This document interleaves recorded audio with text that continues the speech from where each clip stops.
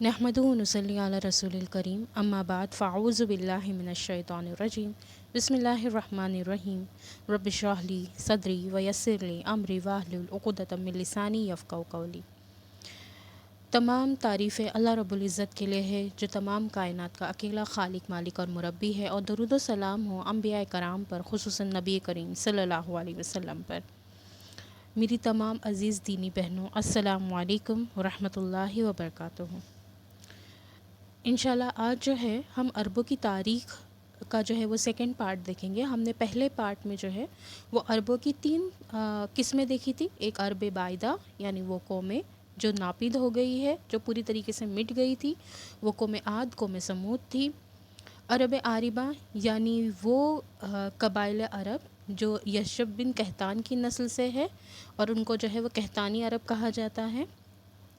For example ये वो कबाइल है जिनके बारे में भी जो है वो हमको पूरी तरीके से नहीं पता कि इनके साथ क्या हुआ, लेकिन कुछ स्कॉलर्स ने ये तहकीक की है कि कहतानी अरब भी जो है वो अदनानी अरब यानी इस्माइल अलैहिस्सलाम की ही नस्ल से है। और हमने तीसरी जो कौम देखी थी, या जो तीसरा अरब का जो है वो पार्ट देखा था हमने, वो ये था अरब मुस्तारिबा यानी वो कबाइल अरब जो इस्माइल अलैहिस्सलाम की जो है वो कौम में से है।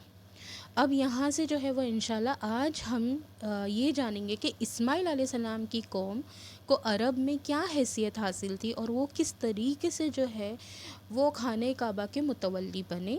इस्माइल अलैहिस्सलाम के बाद उनकी कौन सी औलाद जो है वो आगे तक गई, और हम फिर जानेंगे इंशाल्लाह आज के इस टॉपिक में कि किस तरीके से जो है वो आप नबी करीम सल्लल्लाहु अलैहि वसल्लम का नसब जो है वो चलता आया है, यानी किस शाख से जो है नबी करीम सल्लल्लाहु अलैहि वसल्लम है, और उन लोगों ने जो है वो आप सल्लम की पैदाइश से पहले क्या क्या कारनामे किए थे।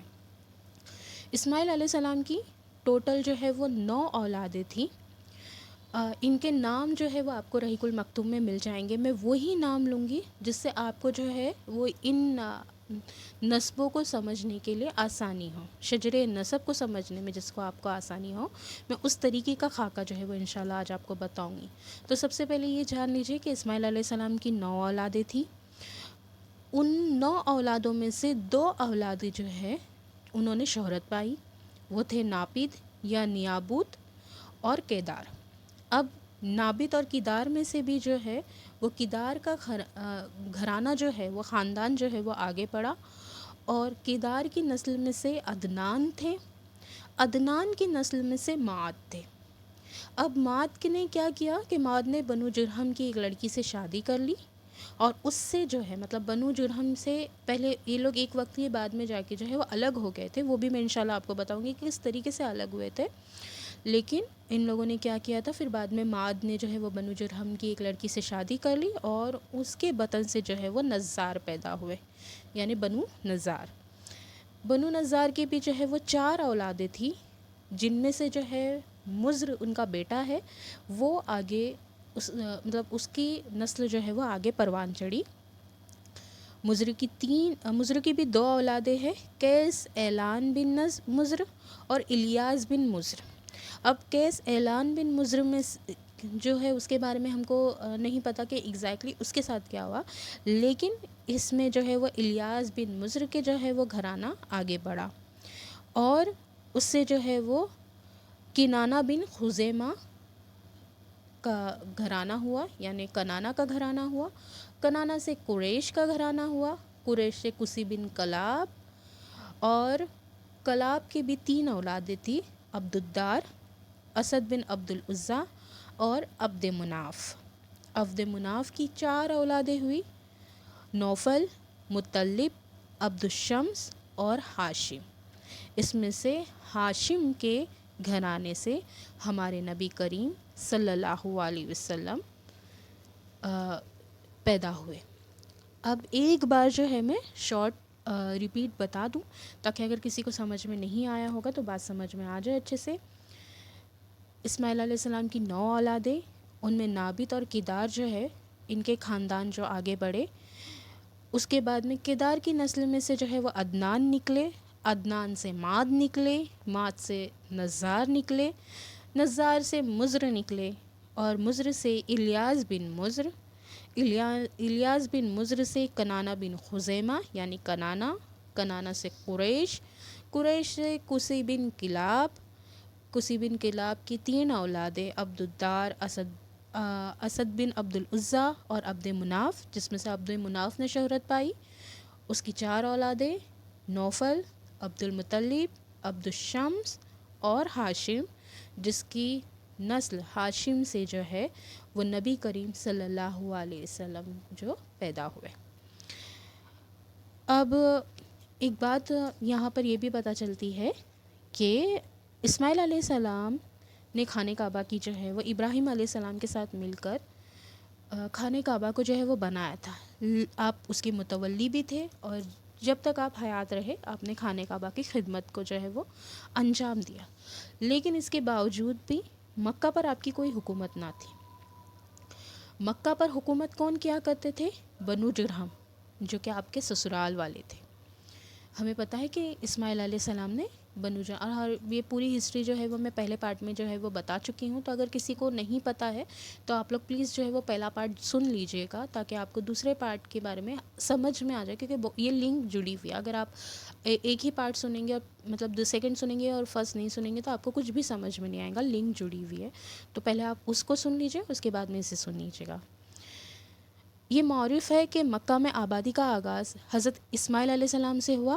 آپ صلی اللہ علیہ وسلم نے جو مطلب اسماعیل علیہ السلام نے جو ہے وہ 137 سال کی جو وہ عمر پائی تھی، اور یہ تا حیات مکہ کے سربراہ اور بیت اللہ کے متولی رہے، اور ان کے 2 بیٹے جو ہے وہ منظر عام پر آئے، وہ تھے ناپیت اور کیدار، ہم نے دیکھا، اور یک کے بعد دیگرے مطلب بہت ایسے واقعات ہوئے جس کی وجہ سے جو ہے وہ کبھی بنو جرہم کے ہاتھ میں جو ہے وہ مکہ کی بھاگ دوڑ رہی، کبھی عدنانیوں کے پاس رہی، کبھی جو ہے وہ، لیکن اسماعیل علیہ السلام کے بیٹوں کے پاس صرف اتنی ہی اقتدار تھی کہ وہ خانہ کعبہ کے متولی تھے، لیکن وہ کوئی جو فیصلہ نہیں کر سکتے تھے، حکومت کے کام میں دخل اندازی نہیں کر سکتے تھے۔ حکومت کے کام کس کے پاس تھے؟ بنو جرہم کے پاس تھے۔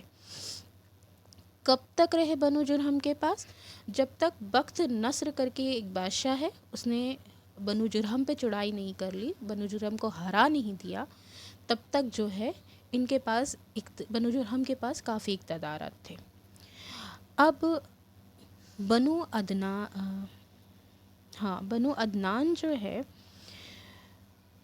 وہ اس بات کو پسند نہیں کرتے تھے کہ بنو جرہم جو ہے وہ کیا کرے، خانہ کعبہ کی جو ہے وہ متولی بن کے رہے، اور جو ہے اس کی انتظامات کو جو ہے وہ سنبھالے۔ اب ایک وقت ایسا بھی آیا کہ بنو جرہم کی حالت بہت خراب ہو گئی۔ کیوں حالت خراب ہوئی؟ کیونکہ انہیں تنگ دستی نے آ گھیرا تھا۔ نتیجہ یہ ہوا کہ انہوں نے زائرین یعنی بیت اللہ پر زیادتیاں شروع کر دی، اور خانہ کعبہ کا مال کھانے سے بھی دریغ نہ کیا۔ مطلب جب ان کے پاس پیسوں کی کمی ہونے لگی تو انہوں نے کیا کیا، جو بیت اللہ کے لیے مال آتا تھا اس مال میں سے اپنا حصہ نکالنے لگے باقاعدہ، بلکہ ان مال کو بھی دھوکے سے جو ہے وہ اپنے قبضے میں کرنے لگے جو بیت اللہ کے لیے آنے لگا۔ ہمیں پتہ ہے، ہم سب کو پتہ ہے کہ اگر ایک مسجد کا بھی انتظام ہو تو جو مسجد کا خزانچی ہوتا ہے وہ مسجد کے پیسے کو اپنے کسی بھی ضرورت کے لیے استعمال نہیں کر سکتا، یہ جائز نہیں ہے۔ کیوں؟ کیونکہ وہ پیسہ جو ہے وہ مسجد کی جو ہے وہ مینٹیننس کے لیے ہے، مسجد کی مرمت کے لیے ہے، نمازیوں کے لیے ہے، جو بھی چھوٹی موٹی ضرورت اس مسجد کے لیے ضروری ہوگی اس کا وہ پیسہ ہے۔ اگر وہ کوئی دھوکے سے خود کھا لے تو ہم کیا اسے برداشت کریں گے؟ خزانچی رکھیں گے ہم مسجد کا؟ نہیں رکھیں گے۔ یہی طریقہ جو ہے وہ بنو جرہم کے ساتھ ہوا۔ جب ان لوگوں نے اتنی زیادتیاں شروع کر دی تو ان حرکتوں کے بعد جو ہے وہ بنو عدنان جو ہے وہ بھڑک اٹھے۔ اب بنو عدنان کون ہے؟ یہ بھی جو ہے وہ اسماعیل علیہ السلام کی نسل میں سے ہے۔ عدنانی عرب ہم نے اس سے پہلے پارٹ میں جو ہے وہ پڑھا ہے۔ اب اس کے بعد میں جو ہے وہ کیا ہوتا ہے کہ بنو خزاعہ، یہ ایک اور قبیلہ ہے، اس نے کیا کیا، عدنانیوں کے ساتھ مل کر جو ہے وہ بنو جرہم پر، کیونکہ اس نے دیکھ لیا تھا کہ بنو عدنان جو ہے وہ بنو جرہم سے نفرت کرتے ہیں۔ کیوں نفرت کرتے ہیں؟ وجہ تھی کہ وہ لوگ کیا کرتے ہیں، خانہ کعبہ کا جو مال ہے اسے دھوکے سے کھا رہے ہیں، اور لوگوں پر زیادتیاں کر رہے ہیں، یعنی لوگوں سے زبردستی جو ہے وہ پیسے کو ہڑپا جا رہا ہے اور اسے اپنی ضرورت کے لیے پورا کیا جا رہا ہے۔ تو ان لوگوں نے کیا کیا کہ بنو خزاعہ نے جو ہے وہ بنو عدنان کے ساتھ میں مل کر، بلکہ ایک جگہ پہ یہ بھی آتا ہے کہ بنو بکر بن مناف بن کنانا سے یہ لوگ جڑ گئے اور انہوں نے کیا کر لیا، بنو جرہم کے خلاف جنگ چھیڑ دی اور انہیں مکہ سے نکال کر اقتدار پر خود قبضہ حاصل کیا۔ اور کچھ لوگوں نے یہ بھی کہا ہے کہ پھر جب یہ بنو خزاعہ نے قبضہ حاصل کر لیا تو انہوں نے جس کے ساتھ یعنی بنو بکر کے ساتھ میں مل کر جو ہے وہ ان لوگوں نے جرہم پر چڑھائی کی تھی، لیکن انہوں نے بنو بکر کو بھی جو ہے وہ بہت ہی آسانی سے نکال کر باہر کر دیا۔ انہیں کوئی اقتدار نہیں دیے، وعدے دلائے تھے، لیکن جیسے ہی فتح یاب ہوئے تو انہوں نے کیا کیا کہ بنو بکر کو بھی کنارہ کر دیا اور خود جو ہے وہ بنو خزاعہ نے بنو جرہم سے ساری جو ہے وہ اقتدار حاصل کر لیے۔ لیکن اب بنو جرہم نے کیا کیا کہ بنو جرہم نے مکہ چھوڑتے وقت زمزم کا کنواں پاٹ دیا، مطلب اس کو چھپا دیا، اس کو بند کر دیا۔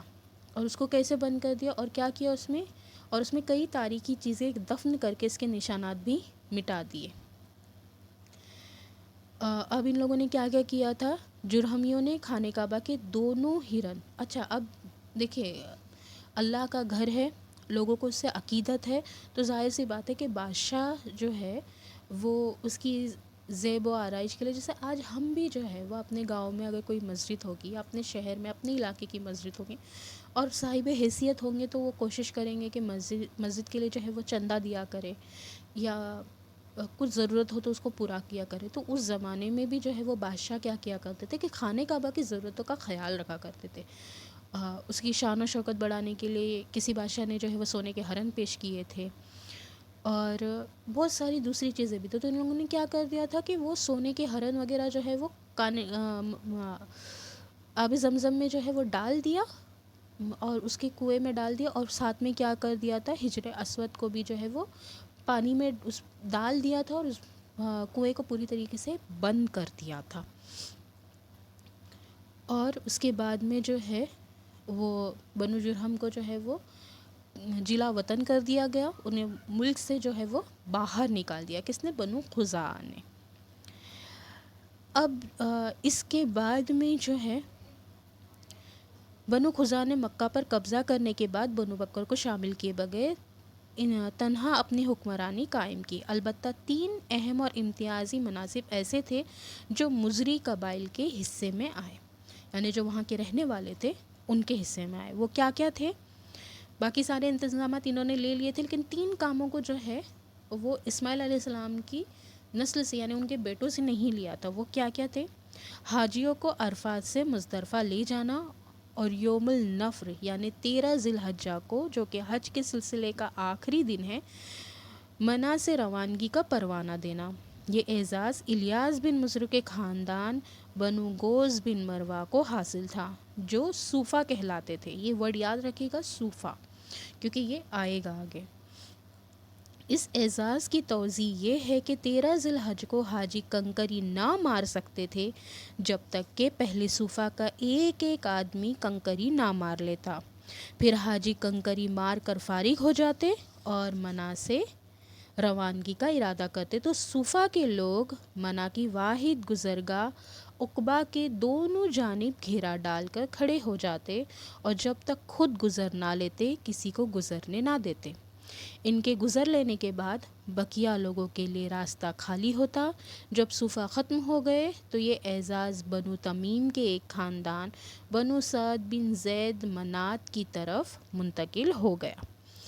ایک چیز تو یہ تھا کہ ان کی اجازت کے بغیر جو ہے وہ کوئی منا سے گزر نہیں سکتا تھا اور نہ ہی حاجی جو ہے وہ کنکری مار سکتے تھے جب تک یہ لوگ جو ہے صوفہ والے گزر نہیں جاتے تھے اور یہ لوگ کنکری نہ مار لیتے تھے۔ دوسرا کام کیا تھا، 10 ذی الحجہ کی صبح کو مزدلفہ سے منا کی جانب روانگی، یہ اعزاز بنو عدوان کو حاصل تھا، یعنی پہلے یہ روانہ ہوتے تو اس کے بعد میں جو دوسرے حاجی آتے، مطلب دیکھیے فرق کر رہے ہیں یہاں پہ، فرق کرے یا یہ ظاہر کرنے کی کوشش ہے کہ ہم تم سے اعلیٰ ہے۔ کیونکہ عربوں میں یہ بہت رہا ہے، عربوں میں بہت رہا ہے کہ ان کو اپنی ناک جو ہے وہ بہت اونچی پسند تھی۔ یہی ہم طرز عمل جو ہے وہ آپ صلی اللہ علیہ وسلم کے زمانے میں بھی جو ہے وہ مشرکین کا دیکھتے ہیں۔ جانتے تھے سب کچھ کہ اللہ کے نبی ہے، اور یقین بھی تھا کہ کیونکہ دیکھتے تھے معجزات، اپنے آنکھوں سے دیکھتے تھے۔ نبی کا ہم انسانوں کے درمیان میں ہونا یہ کسی معجزے سے کم نہیں ہے، اور وہ دیکھتے تھے کہ کیسی شان ہے اللہ کے نبی کریم صلی اللہ علیہ وسلم کی، لیکن پھر بھی کیوں ناک نیچی ہو جائے گی۔ ایک دفعہ تو ہے ابو جہل نے، غالباً ابو جہل نے ہی اللہ کے نبی کریم صلی اللہ علیہ وسلم سے سوال کیا کہ اگر میں ایمان لے آؤں تو مجھے کیا ملے گا؟ اللہ کے نبی نے کہا جنت ملے گی۔ اس نے سوال کیا اچھا ٹھیک ہے مجھے جنت ملے گی، تو کیا جنت میں یہ غریب غربا بھی میرے ساتھ ہوں گے؟ تو اللہ کے نبی نے کہا ہاں، جو متقی ہوگا وہ تو ساتھ ہوگا ہی۔ تو اس نے کہا کہ پھر میرے کو ایسی جنت نہیں چاہیے، نعوذ باللہ۔ آپ دیکھ رہے کہ کس قدر تکبر، اور یہی بات ہے کہ اللہ رب العزت بندے کو کس قدر شان دیتا ہے۔ تقویٰ، اللہ تعالیٰ نے کہا کہ کوئی اعلیٰ نہیں ہے، کوئی ادنیٰ نہیں ہے، بشرط یہ کہ جو اپنے تقویٰ میں آگے ہوں۔ تو ہم سب کو کیا کرنا چاہیے؟ تقویٰ حاصل کرنا چاہیے۔ اللہ ہمارے لیے آسان کرے۔ اب تیسرا طریقہ کیا تھا کہ حرام مہینوں کو آگے پیچھے کرنا۔ اب یہ لوگ کیا کرتے تھے کہ حج کا مہینہ جو ہے وہ سردیوں میں ہی آتا تھا، گرمیوں میں ہم جانتے ہیں، جیسے اب رمضان ہم دیکھتے ہیں گرمیوں میں بھی آتا ہے، سردیوں میں بھی آتا ہے، اور بارش کے موسم میں بھی آتا ہے نا، پورے سال میں رمضان آتے رہتا ہے۔ لیکن یہ لوگ کیا کرتے تھے، سال مہینوں کو آگے پیچھے کچھ طریقے سے ہیر پھیر کر دیا کرتے تھے، جس سے ہمیشہ جو ہے وہ حج کا مہینہ سردیوں میں ہی آتا تھا، جس سے کیا ہوتا تھا گرمیوں سے یہ بچ جاتے تھے یا بارش سے یہ بچ جاتے تھے۔ پریشانی والے مہینوں میں نہیں رکھا کرتے تھے، یعنی اگر بارش ہوگی تو انسان کو پریشانی ہوگی، اور اگر دھوپ گرمی ہوگی تب بھی حاجیوں کو پریشانی ہوگی۔ تو یہ لوگ کیا کرتے تھے، اپنی سہولت کے حساب سے مہینے کو آگے پیچھے کیا کرتے تھے، اور یہ اعزاز بنو کنانہ کی ایک شاخ بنو تمیم بن عدی کو حاصل تھا۔ تو یہ لوگ اس طریقے، اور اس کو جو ہے وہ لوگ عبادت سمجھا کرتے تھے۔ مکہ پر بنو خزاعہ کا اقتدار کوئی 300 برس تک قائم رہا، اور یہی زمانہ تھا جب عدنانی قبائل مکہ اور حجاز سے نکل کر نجد، اطراف عراق اور بحرین وغیرہ میں پھیلے، اور مکہ کے اطراف میں صرف قریش کی چند شاخیں باقی رہی جو خانے بدوش تھیں۔ ان کی الگ الگ ٹولیاں تھیں، اور بنو کنانہ میں ان کے چند متفرق گھرانے تھے، مگر مکہ کی حکومت اور بیت اللہ کی طویلیت میں ان کا کوئی حصہ نہ تھا، یہاں تک کہ قصی بن کلاب کا ظہور ہوا۔ اب قصی بن کلاب ایک ایسی شخصیت ہے جس نے جو ہے وہ بہت بڑے بڑے کام انجام دیے، اور یہ یاد رکھیے گا کہ یہ قصی بن کلاب جو ہے وہ نبی کریم صلی اللہ علیہ وسلم کے فوفادر ہے، یعنی آپ کے جو ہے وہ دادا پر دادا میں سے ہے۔ یہ قصی کے متعلق بتایا جاتا ہے کہ وہ ابھی گود ہی میں تھا کہ اس کے والد کا انتقال ہو گیا۔ اس کے بعد اس کی والدہ نے بنو عزا کے ایک شخص ربیہ بن حرام سے شادی کر لی۔ یہ قبیلہ چونکہ ملک شام کے اطراف میں رہتا تھا، اس لیے قصی کی والدہ وہی چلی گئی، اور وہ قصی کو بھی اپنے ساتھ لیتی گئی۔ جب تک قصی جوان ہوا تو مکہ واپس آیا۔ اس وقت مکہ کا والی حلیل بن حبشہ خزاعی تھا، یعنی بنو خزاعہ جو ہے وہ حکمرانی کر رہا تھا مکہ پہ۔ تو کب تک؟ جب تک قصی بن کلاب، مطلب ایک بہت لمبا پیریڈ ہے، قصی بن کلاب جوان ہو کر جو ہے وہ مکہ میں نہیں آیا۔ قصی نے اس کے پاس اس کی بیٹی حبہ سے نکاح کے لیے پیغام بھیجا۔ کس کی بیٹی؟ خزاعی، یعنی بنو خزاعہ کی جو ہے وہ قبیلی یا خاندان سے جو ہے وہ قصی بن کلاب نے شادی کر لی۔ اور اس کے بعد میں جو ہے جب حلیل کا انتقال ہوا، یعنی حلیل بن حبشہ جو خزاعی قبیلے کا جو ہے وہ سردار تھا، اور جو مکہ کی جو ہے وہ سربراہی کر رہا تھا، جب اس کا انتقال ہوا تو قصی بن کلاب کے ہاتھ میں اقتدار آئے۔ اب یہ اقتدار جو ہے وہ اس کے پاس آئے، قصی بن کلاب کے پاس آئے۔ اس میں جو ہے وہ اسکالرز نے 3 رائے جو ہے وہ یہاں پر رکھی ہے۔ ایک ان کی رائے یہ ہے کہ قصی نے کیا کیا کہ اس کی اولاد جو ہے وہ کافی پھل پھول گئی تھی، اور بہت وقار میں جو ہے وہ بڑھ گئی تھی، تو خود جو ہے وہ حلیل نے اپنے انتقال سے پہلے یہ پسند کیا کہ قصی بن کلاب جو ہے وہ خانہ کعبہ کا متولی بن جائے۔ اور کچھ کا یہ ہے کہ قصے کے پاس کیونکہ پاور تھی تو اس نے کیا کیا کہ بنو خزاع بنو بکر سے جو ہے وہ اقتدار لے لیے اور ان کو دودھ میں سے مکھی کے جیسا نکال دیا۔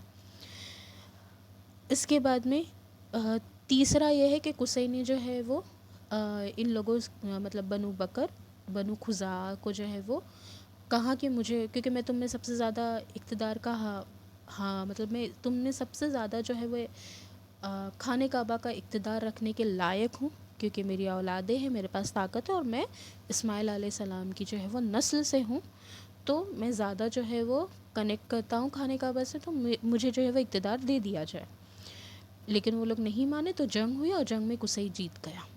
واللہ العالم، جو بھی ان تین میں سے جو بھی زیادہ قریب رہا ہو یا جو بھی حقیقت کی بات رہی ہو، لیکن ہمیں یہاں پہ یہ چیز سمجھ میں آتی ہے کہ بنو خزاع کے بعد جو ہے وہ قصی بن کلاب کے ہاتھ میں اقتدار آئے۔ بنو جرہم نے ان کے ساتھ لڑائی کی، یہ بھی ہمیں جو ہے وہ ہسٹری میں ملتا ہے کہ بنو جرہم اور بنو بکر نے جو ہے وہ اس کے خلاف آواز اٹھائی، لڑائی کی، لیکن قصی بن کلاب جو ہے وہ پاور میں تھا۔ اس پر جو ہے وہ بنو بکر نے جو ہے وہ کہہ دیا، اور بنو خزاع نے بھی جو ہے وہ یہ کہا کہ ٹھیک ہے، اب جو کچھ بھی ہوا وہ ہو چکا، لیکن ہمیں بھی جو ہے وہ کچھ اقتدارات دے دیے جائے۔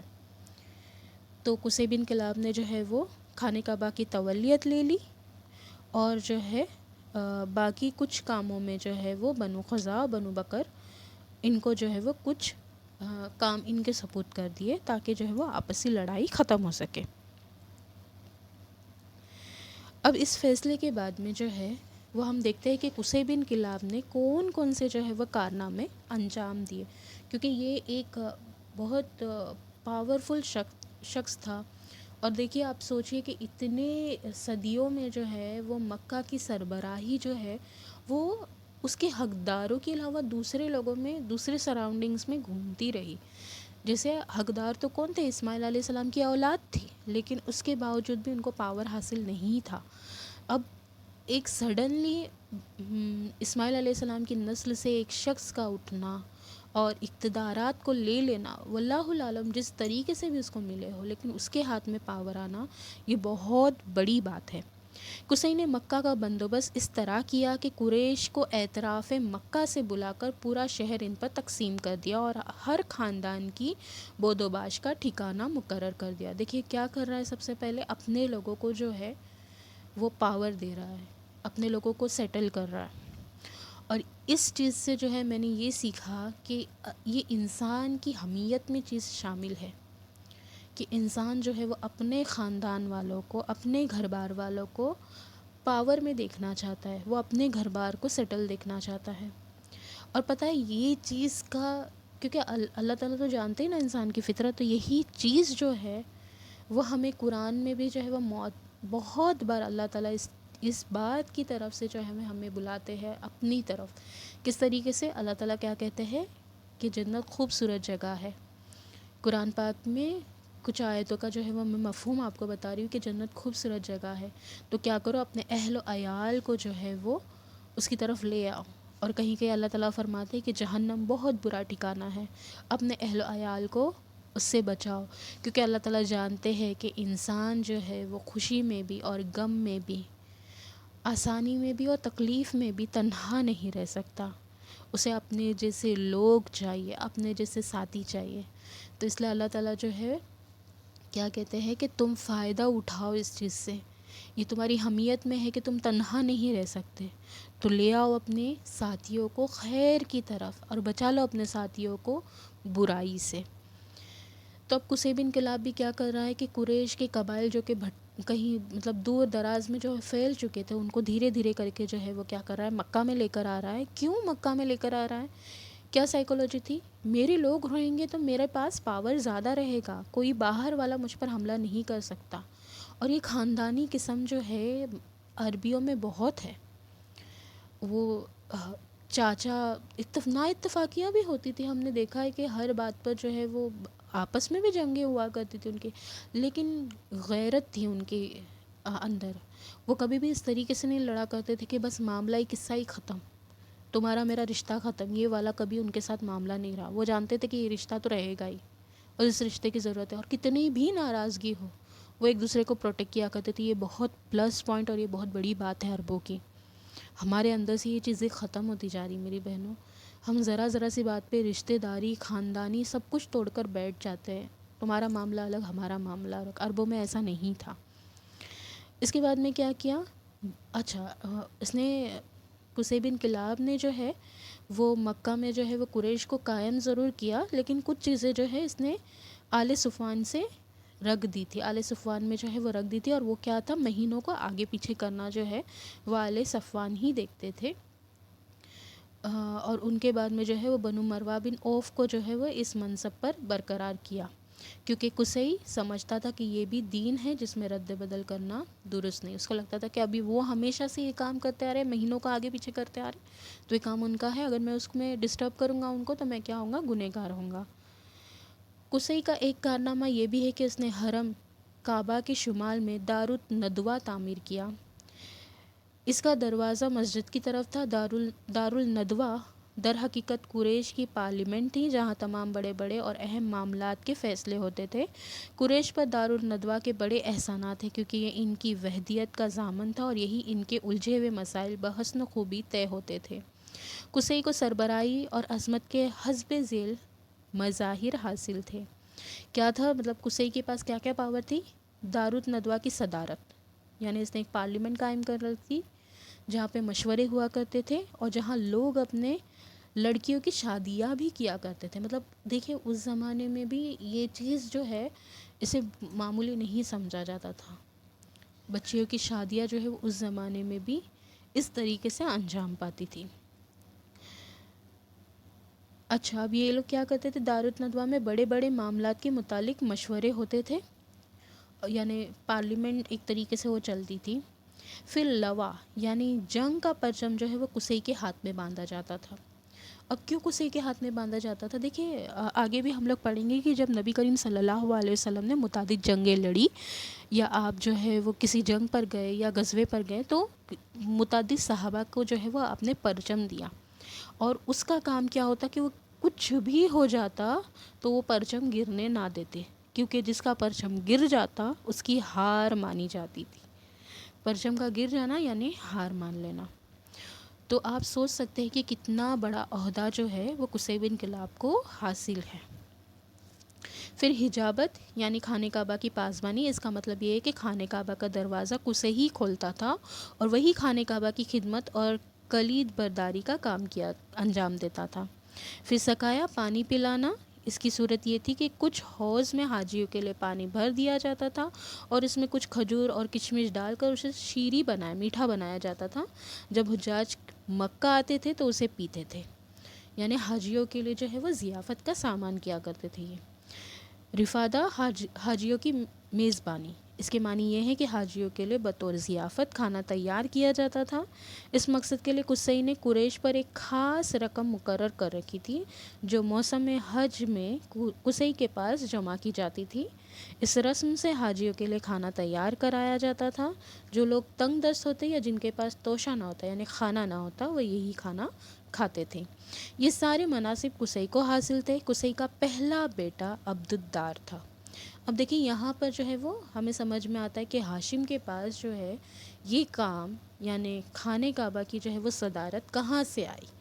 اب تھوڑا سا ہے جو قصی بن کلاب کے بیک گراؤنڈ کے بارے میں بتایا گیا ہے کہ قصی کا پہلا بیٹا جو ہے وہ عبدالدار تھا۔ اس کی 3 اولادیں تھیں، اس میں سے بڑا بیٹا عبدالدار تھا، مگر اس کے بجائے دوسرا بیٹا عبد مناف قصی کی زندگی میں ہی شرف و سیادت کے مقام پر پہنچ گیا تھا۔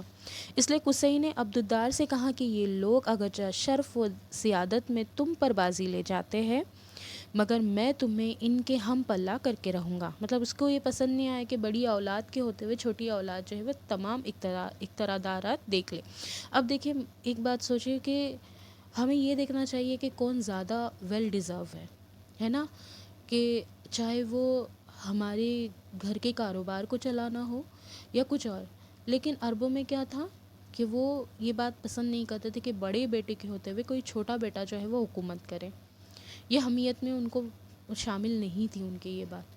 تو یہاں پر عبدالدار کے ساتھ بھی یہی معاملہ ہو رہا ہے کہ عبد مناف جو ہے وہ زیادہ ڈیزرو کرتا ہے عبدالدار سے کہ وہ خانہ کعبہ کی نگرانی کو سنبھال سکے، لیکن اس کے باوجود بھی قصی کیا کرتا ہے، عبدالدار کے پاس ہی تمام انتظامات دے دیتا ہے.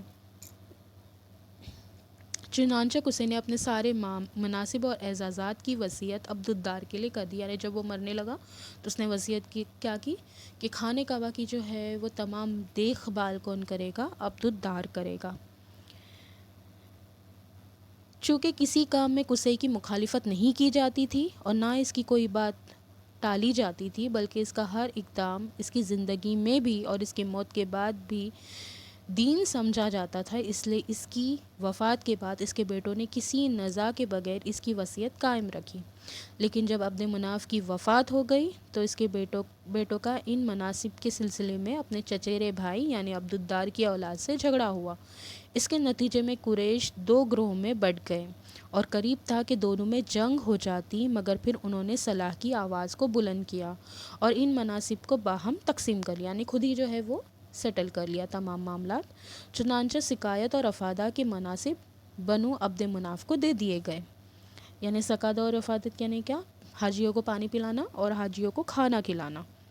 یہ کس کو دے دیا گیا، عبد مناف کو دے دیا گیا. اور دارالندوہ کی سربراہی لوا اور حجابت بنو عبدالدار کے ہاتھ میں ہی رہی. پھر بنو عبد مناف نے اپنے حاصل شدہ مناصب کے لیے قرعہ ڈالا تو قرعہ ہاشم بن عبد مناف کے نام نکلا. یعنی ابھی ان لوگوں نے یہ بھی مطلب ابھی اس کے بھی جو ہے وہ عبد مناف کی بھی اولادیں تھی 4، تو ابھی چاروں بیٹوں میں سے کس کا نام آئے. تو یہ لوگ کیا کیا کرتے تھے، سیٹلمنٹ کا طریقہ ان کا یہ ہوا کرتا تھا کہ ایک جس طرح آج ہم لوگ بھی جو ہے وہ پرچی نکالنے والا کام کرتے ہیں، جیک پاٹ بھی جسے کہا جاتا ہے، تو ہم لوگ وہ کیا کرتے ہیں، انہوں نے چاروں نام ڈالے اور قرعہ نکالا تو نام کس کے لیے آیا، بنو ہاشم کے لیے نام نکلا. اور ہاشم اپنی زندگی بھر جو ہے وہ سقایا اور افادہ کا انتظام کرتا رہا. جب ہاشم کا انتقال ہو گیا تو ان کے بھائی مطلب نے ان کی جانشینی کی، مگر مطلب کے بعد ان کے بھتیجے، یاد رکھیں ہاں بھتیجے ہیں، بیٹے نہیں ہیں، عبد المطلب کہا جاتا ہے. ان کی ہسٹری بھی انشاءاللہ سامنے آئے گی. عبد المطلب کے بعد جو ہے عبد المطلب بن ہاشم نے کیا، جو رسول اللہ صلی اللہ علیہ وسلم کے دادا تھے.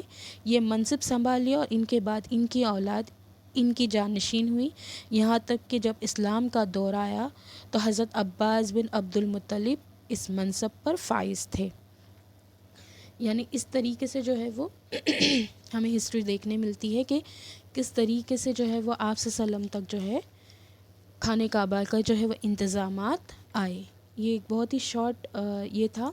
اب میں 2 حدیثیں آپ کو بتاتی ہوں جس میں اللہ کے نبی کریم صلی اللہ علیہ وسلم نے اپنے شجر نسب کے متعلق فرمایا ہے. اور وہ حدیث ہے کہ رسول اللہ صلی اللہ علیہ وسلم نے ارشاد فرمایا کہ اللہ تعالیٰ نے ابراہیم علیہ السلام کی اولاد میں سے اسماعیل علیہ السلام کا انتخاب فرمایا، پھر اسماعیل علیہ السلام کی اولاد میں سے کنانہ کو منتخب کیا اور کنانہ کی نسل سے قریش کو چنا، پھر قریش میں سے بنو ہاشم کا انتخاب کیا اور بنو ہاشم میں سے میرا انتخاب کیا. یہ صحیح مسلم کی حدیث ہے، صحیح مسلم جلد نمبر 2 حدیث نمبر 245. اور ایک حدیث ہے ابن عباس رضی اللہ عنہ کا بیان ہے کہ رسول اللہ صلی اللہ علیہ وسلم نے فرمایا، اللہ تعالیٰ نے خلق کی تخلیق فرمائی تو مجھے سب سے اچھے گروہ میں بنایا، پھر ان کے بھی 2 گروہ میں سے زیادہ اچھے گروہ کے اندر رکھا مجھے، پھر قبائل کو چنا تو مجھے سب سے اچھے قبیلے میں کے اندر بنایا، پھر گھرانوں کو چنا تو مجھے سب سے اچھے گھرانے میں بنایا، لہٰذا میں اپنی ذات کے اعتبار سے بھی سب سے اچھا ہوں اور اپنے گھرانے کے اعتبار سے بھی سب سے بہتر ہوں. یہ ترمذی جلد نمبر 2 حدیث نمبر 201 ہے. تو یہاں پر جو ہے وہ خود اللہ کے نبی کریم صلی اللہ علیہ وسلم بتاتے، یعنی کہ میں جو ہے وہ سب سے اچھے گھرانوں میں سے بھی ہوں اور میں جو ہے وہ سب سے اچھے جو ہے وہ قبیلوں میں سے بھی ہوں اور سب سے اچھے خاندان میں سے بھی ہوں. تو اگر کسی کو شجر نسب یاد کرنا ہو نبی کریم صلی اللہ علیہ وسلم کا، تو جو میں نے اسٹارٹنگ کی حدیث بتائی تھی جہاں پر اللہ کے نبی نے بتایا ہے کہ اسماعیل علیہ السلام کے بعد جو ہے وہ کنانہ کو منتخب کیا، اور کنانہ کی نسل سے قریش کو، قریش سے بنو ہاشم کو، اور بنو ہاشم میں سے نبی کریم صلی اللہ علیہ وسلم کو۔ تو ہم یہ بھی جو ہے وہ اس حدیث کے ذریعے بھی جو ہے وہ آپ صلی اللہ علیہ وسلم کا شجرہ نسب آسانی سے یاد کر سکتے ہیں۔ مجھے امید ہے کہ میں نے جو یہاں پر جو ہے وہ عربوں کی تاریخ ہمیں پتہ چل جاتی ہے کہ کس طریقے سے نبی کریم صلی اللہ علیہ وسلم تک آئی۔ اب انشاءاللہ جو ہے وہ نیکسٹ ٹائم ہم دیکھیں گے کہ عربوں نے دین ابراہیم میں کیا کیا بدعتیں قائم کر لی تھی۔ وآخر الدعوانا الحمد للہ رب العالمین۔ سبحان اللہ و بحمدہ، سبحانک اللہم و بحمدک، اشہد ان لا الہ الا انت، استغفرک و اتوب الیک۔ جزاک اللہ خیر۔ السلام علیکم ورحمۃ اللہ وبرکاتہ۔